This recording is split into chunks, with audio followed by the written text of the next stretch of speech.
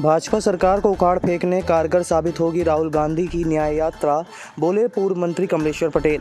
2 मार्च को मध्य प्रदेश में प्रवेश करेगी कांग्रेस की भारत जोड़ो न्याय यात्रा। कांग्रेस नेता ने यात्रा में शामिल होने आम जनता से की अपील। आपको बता दें कि राहुल गांधी की भारत जोड़ो न्याय यात्रा 2 मार्च को मध्य प्रदेश में प्रवेश करने वाली है। राहुल गांधी की भारत जोड़ो न्याय यात्रा मुरैना से शुरू होगी। वहीं राहुल गांधी की पहली जनसभा भी मुरैना जिले में आयोजित की जाएगी। राहुल गांधी की न्याय यात्रा की तैयारियों को लेकर पूर्व मंत्री कमलेश्वर पटेल ने रीवा के स्थानीय सर्किट हाउस में पत्रकारों से चर्चा की और इस यात्रा की तैयारियों के बारे में बताया। उन्होंने भारत जोड़ो न्याय यात्रा के बारे में चर्चा करते हुए बताया कि पूरे देश में इस यात्रा को लेकर काफ़ी उत्साह है। भारत की जो सरकार है, मोदी जी की संवैधानिक व्यवस्था को तार-तार करने में लगे हुए हैं। बेरोजगारों के साथ छलावा किया जा रहा है। रोजगार देने का वादा किया था, वो पूरा नहीं किया गया। राहुल गांधी जी ने भारत जोड़ो न्याय यात्रा सेकंड फेज शुरू किया है मणिपुर से लेकर, और जिस तरह से सभी जगह जबरदस्त जन समर्थन मिल रहा है और लोग चाहते हैं कि ये देश में परिवर्तन होना चाहिए।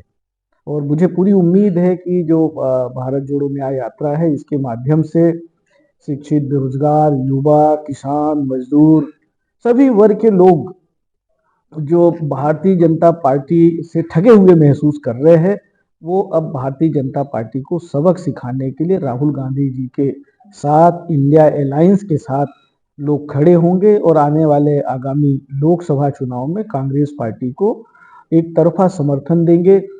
और मध्य प्रदेश में 2 तारीख को भारत जोड़ो न्याय यात्रा प्रवेश करेगी, उसका गर्मजोशी से प्रदेश की जनता स्वागत करेगी। 6 दिन का प्रवास मध्य प्रदेश में आदरणीय राहुल गांधी जी का रहेगा।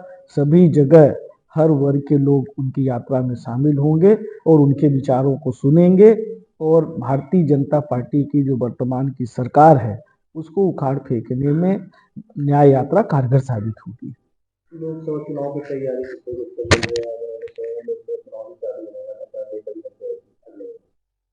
लोकसभा चुनाव की तैयारी कांग्रेस पार्टी पूरी तरह से तैयार है और लोकसभा चुनाव के लिए हमारा कार्यकर्ता, नेता, सारे लोग पूरी तन्मयता से लगे हुए और चुनाव लड़ेंगे। हम लोग पूरी मुस्तैदी से लड़ेंगे और प्रदेश की जनता के ऊपर, देश की जनता के ऊपर विश्वास भी है कि इस बार के चुनाव में कांग्रेस पार्टी को, इंडिया अलायंस को जन समर्थन मिलेगा।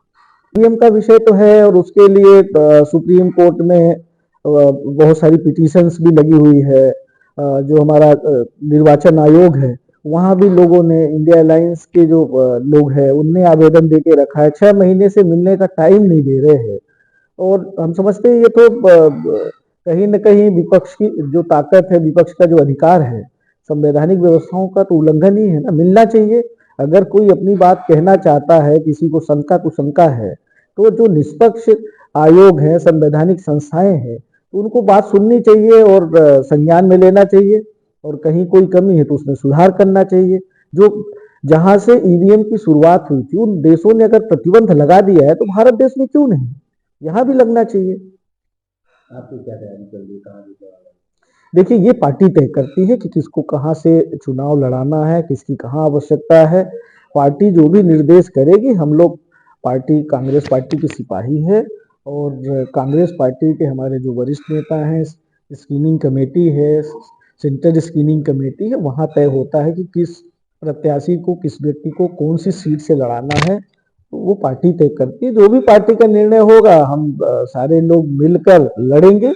ये तो बीजेपी द्वारा प्रायोजित था पूरी तरह से और उनकी छवि को खराब करने का प्रयास था। जिस तरह से मीडिया में बिना किसी विषय के भी इतना लगातार चलाया गया, दुष्प्रचारित किया गया उनको लेके। कमलनाथ जी कांग्रेस पार्टी के बहुत वरिष्ठ नेता हैं। उन्होंने कई वर्षों तक कांग्रेस पार्टी की सेवा की है। कांग्रेस पार्टी में रह के देश और प्रदेश में बहुत सारी योजनाओं को संचालित किया है और उनकी जो छवि है, वो हम समझते हैं कि एक बहुत ही शुचिता वाले नेता की है और हमेशा उन्होंने स्पष्टवादी रह के कांग्रेस पार्टी में देश की सेवा की है और ऐसी कोई बात नहीं है। कमलनाथ जी हो तो कह चुके हैं, तो अब इस पे कोई सवाल बचता ही नहीं है। वो तो ऑलरेडी कह चुके कि हम कांग्रेस में है और कहने की क्या जरूरत है। जो व्यक्ति कांग्रेस में है तो भाजपा द्वारा प्रायोजित था, सीधी बात तो ये। महानगरों के जैसे अब आपके रीवा शहर में भी कैंसर का ऑपरेशन एवं कीमोथेरेपी का आयुष्मान में निःशुल्क इलाज सिर्फ और सिर्फ नेशनल हॉस्पिटल रीवा। पता है समान तिराहा new bus stand Rewa. Mobile number 8349240699। महानगरों के जैसे अब आपके रीवा शहर में भी आयुष्मान से निःशुल्क इलाज गाल ब्लेंडर, पित्त की थैली की पथरी एवं किडनी की पथरी का आयुष्मान से निःशुल्क इलाज केवल नेशनल हॉस्पिटल में। पता याद रखें समान तिराहा new bus stand Rewa. Mobile number 8349240699।